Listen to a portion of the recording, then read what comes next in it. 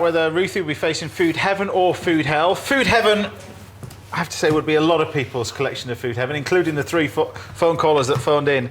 This is a sticky toffee pudding, or all these ingredients go into a sticky toffee pudding. That's a lot. You thought it was calorific? Wait till you see it being made. Alternatively, you could be having this, which is the scallops, hand-dyed scallops over here with samphire, a little bit of sea purslane. We've got a lovely little sauce there with homemade ravioli with that one. What do you think these lot have decided? Heaven, heaven. It didn't make any difference, but it was a whitewash, to be honest, because they chose this. So 5-0. Get rid of the scallops, out of the way. Yes. And then what we're going to do first of all is basically start the dates, because it's the dates that the important bit in sticky toffee pudding. So you need to make sure the dates have got no stones in it, and you'll see the reason why in a minute. But no stones in the dates. They go in, and then you use a measured amount of water. I think there's about 600 mils of water going in here with the dates. And the idea is we bring this to the boil, because it's the heat which starts the cooking of this sticky toffee pudding, all right? And this is where I think the origins of it vary. Some people say it comes from the Lake District. Other people say that it comes from Scotland. Some people say that it comes from Canada, but either way, sticky toffee pudding originates from somewhere. I don't know where yet. Well, the fact is everyone loves it. Exactly. But anyway, we're going to start off with a base here. We've got some butter, some dark brown soft sugar, all right? And we throw that into our machine. Now, this is unlike a normal conventional sponge where you're trying to get air in the mixture. You basically just throw it all in, really. So the butter goes in. Do you know, I can already feel my arteries hardening. You ain't seen the sauce yet, Ruthie, but you take this is where it starts to get worse, you see? This is black treacle. And I think black treacle is the key to sticky toffee pudding because it creates a lovely dark colour but a real depth of flavour. This is golden syrup. Oh. So basically, just go into your store cupboard and pick out everything that's unfattening and throw it in here. Because you think this is bad. This is vanilla, which obviously is a spice, so technically it's a veg, which is a herb, which means it's part of your 5 a day. So you're happy with that one? So at least you got something. And then what we're going to do is just put this down and then just fire this up. Now I'm going to get the sauce on, really. And the sauce, while that is, if you can crack the eggs into just a little bowl, that would be great. So the sauce is double cream. Oh, smell of that. So this is the sauce to go with it. This is just for the pudding in this bit. This is the sauce. Right. Same sugar, dark brown soft sugar, butter. Don't ruin it and make it out of margarine. Wouldn't double dare. cream. And I don't want any of that single cream stuff either. And no yogurt. Right, bit of that. And then we take, again, some golden syrup and some black treacle. So the only thing that's different between those two is the cream. Is that right? Yeah. This is just the sauce though, remember? Yes, yeah. This is just the sauce, nothing else. This is just, and all we do with this is bring this to the boil. And that's going to be, these guys can stir that to stop it from sticking. If you can get to stir that, that'd be great.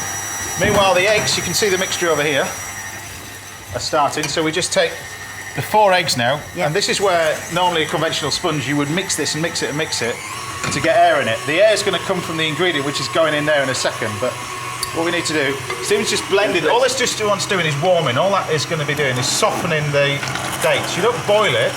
If you boil it, you reduce the water down and alter the recipe. You just warm it through. That's all we're doing. Just to soften those dates, to blend that into a puree. Now you can add the eggs one by one. This is the only bit where you have to be quite careful, really, is adding the eggs just gently, to not make the mixture not split, really, but it's... So that's the only bit that won't give you a heart attack? Well, you know, if you had a nutmeg, probably would. That's why it's important not to use dates with stones in. But you can use this recipe works fantastic with prunes as well. Lovely. But you've got the mixture here, which we've got.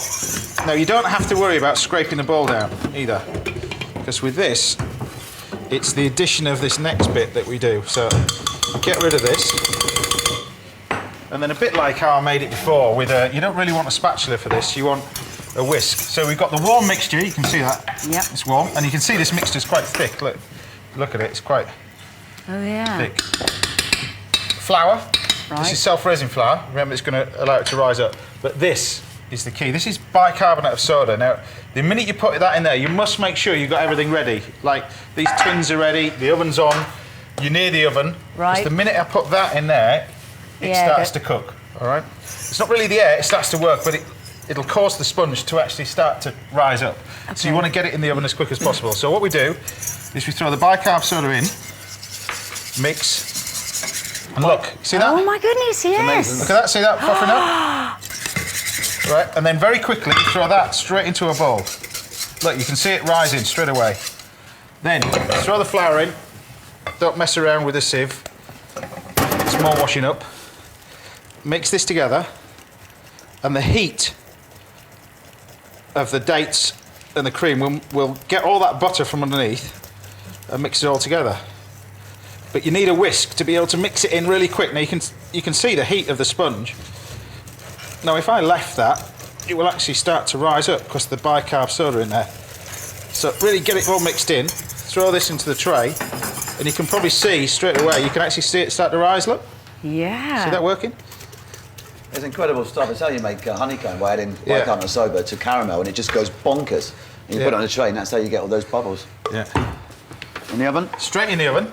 And they want to cook for about sort of 30 minutes, I've cooked those. 400 degrees Fahrenheit, gas mark about 4, that's about 200 degrees centigrade. Now the great thing about sticky toffee pudding, and what I like to do is cook it in a tray like this, is that it freezes brilliantly, all right?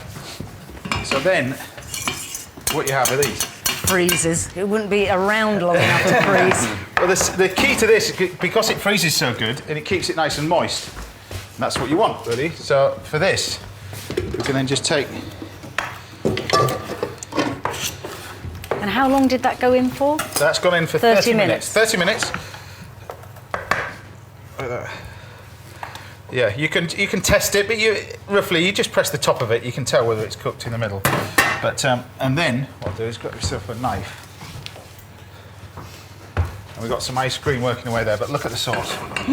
That's that thick, rich, but it's the golden syrup, and I think the black treacle, because I think a lot of people make this and don't put black treacle in it. I think the black treacle is the key to it, particularly in the sponge as well. It makes it a lot darker, but we take the edges away. Don't throw these away, because what we do is dry these out. In the restaurant, we dry these out and just make a crumb out of it. So you dry them out in a hot plate, blend it in a food processor, it makes a crumb, and we use that as a base for cheesecake. We use all our trimmings to make sticky toffee pudding ice cream. See? So we make the sauce and the sauce go cold and fold it through the ice cream and put crumb, just to break that and put it through it. So it's... There you go, take that back to South Wales then. Thank you, Chef. Right, and then this is where for this, you can freeze it so good, because if you make a batch like this, wrap each one individually in cling film, and then just take them out of the cling film, out of the freezer, and microwave it for about 3 minutes, 2-3 minutes, and you've got sticky toffee pudding. Do you not put the sauce on the top to soak in? You can do, yeah, but you can do. I'm just going to basically just put that on there, but it's this rich, dense pudding, and the idea behind this is you get some of this. If you can get me some ice cream. Yep, all ready to go. But the secret of it is, as well as the treacle, is plenty of this sauce over the top. You can't have too much sauce. No. Yeah. Sorry. I agree. And there you have your sticky toffee pudding. Look at that. It does look good. Which one would you like? That one. That one. And I'm going to be really selfish about it. No, nobody else is tasting. Tell us what you think of that. Ladies first. I'm just going to taste it. But it will be quite hot, but I think the treacle is the key to this. And let me do this delicately with a huge spoon. Oh my goodness. It's sugary. It's not supposed to be really low in fat, but there you go. So to go with this, Susie has chosen Torres Floralis. It's widely available. It's priced at £7.99. Now, personally, I would just have a beer with this, because I'm not a great fan of dessert wine, and that, to be honest, is a struggle to match, because you're supposed to get dessert wine that's sweeter than the dessert. That's tricky. Yeah. You're going to struggle with that one, but I think, you know, it's still pretty good. Still pretty good. There you go. That is outrageous. You like that? But don't forget, it freezes really well. You can make that while you're in amongst your tour and your album and your book signings and stuff like that. Then I can bring a cookery book out. Yeah, exactly. I believe you're going to High Wycombe. Or a fitness video. High Wycombe. High Wycombe, if you want to see. Well, best of luck with the rest of the tour. Thank you. There you go. Well, that's all for today on Saturday Kitchen Live. Thanks to Simon Holston, Stephen Terry, and the brilliant Ruthie Henshall. Cheers to Susie Barry for the wine choices. Brilliant ones today. And remember, all of today's recipes are, of course, on our website. Go to bbc.co.uk/Saturday Kitchen. We're back live next week at the same time at 10 o'clock here on BBC One. But don't forget, there's Best Bites on BBC Two tomorrow morning for you. Have a great weekend and enjoy the rugby. Good luck, England. Come on, Wales!